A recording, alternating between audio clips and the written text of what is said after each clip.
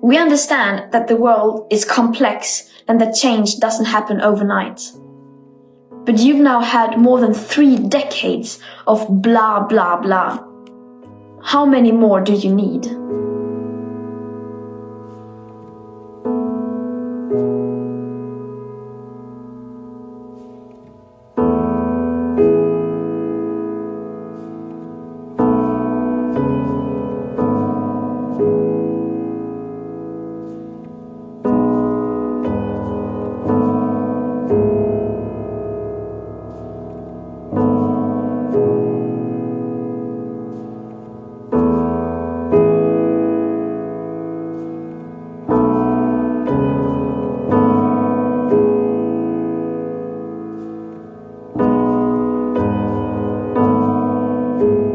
My name is Greta Thunberg, and I'm not here to make deals. You see, I don't belong to any financial interest or political party, so I can't bargain or negotiate. I'm only here to once again remind you of the emergency we are in. The crisis that you and your predecessors have created and inflicted upon us. The crisis that you continue to ignore. I am here to remind you of the promises that you have made to your children and grandchildren, and to tell you that we are not willing to compromise on the very minimum safety levels that still remain. The climate and ecological crisis can, unfortunately, no longer be solved within today's systems. According to the current best available science, that's no longer an opinion, that's a fact. And we need to keep this in mind as countries, businesses and investors now rush forward to present their so-called ambitious climate targets and commitments.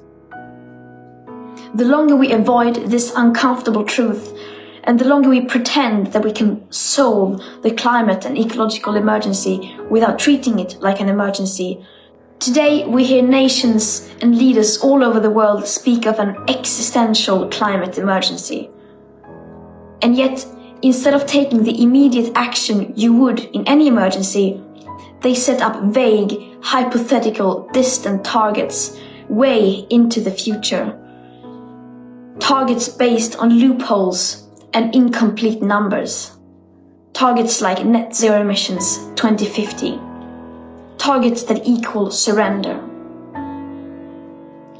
It's like waking up in the middle of the night, seeing your house on fire, and then deciding to wait 10, 20 or 30 years before you call the fire department. We understand that the world is complex and that change doesn't happen overnight. But you've now had more than 3 decades of blah blah blah. How many more do you need? And right now, more than ever, we are desperate for hope. But what is hope? For me, hope is not more empty assurances that everything will be all right, that things are being taken care of and that we don't need to worry. For me, hope is the feeling that keeps you going, even though all odds may be against you. For me, hope comes from action, not just words. I'm not telling you what to do.